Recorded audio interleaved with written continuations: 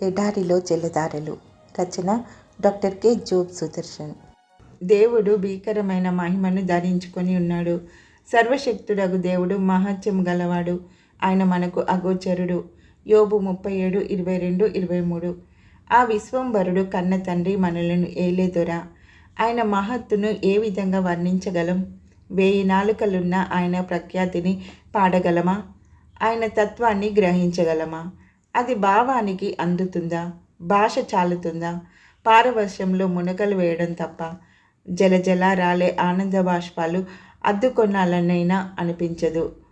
ఆ దివ్య సుందరమూర్తి ధ్యానంలో విత్తనంబున మహావృక్షంబు నిబిడించి సృష్టించి గారడి చేయవాడా, కడుపులో శిశువును గల్పించి 10 నెలలు మోయించి ఊపిరిపోయేవాడా, సద్భక్త వరులకు సాక్షాత్కరించియు ఉన్న చోటెరిగింపకున్నవాడా, పోట మరించక ముందే పుష్ప సంతతులకు వింతగా రంగులు వేయవాడా, చెలువ మొప్ప బుడిమి సృష్టించి మాకిచ్చి అనుభవించుడనుచు నానతిచ్చి నిలువ నీడ లేక నిలిచిన కలవాడా, కడుపు నిండా నన్ను కన్నవాడా, చిన్న పంచదార రేణువంత విత్తనంలో నుండి మర్రి చెట్టును మొలిపిస్తున్నాడు.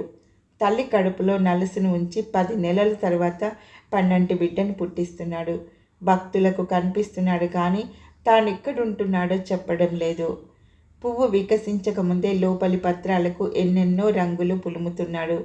శోభాయమానమైన సృష్టిని మనకు అప్పగించి తనకంటూ నిలువ నీడ లేకుండా చేసుకున్నవాడు. ఆయన కలవాడు, ఐశ్వర్యవంతుడు, ఉన్నవాడు, కడుపారా నిన్ను కన్నవాడు.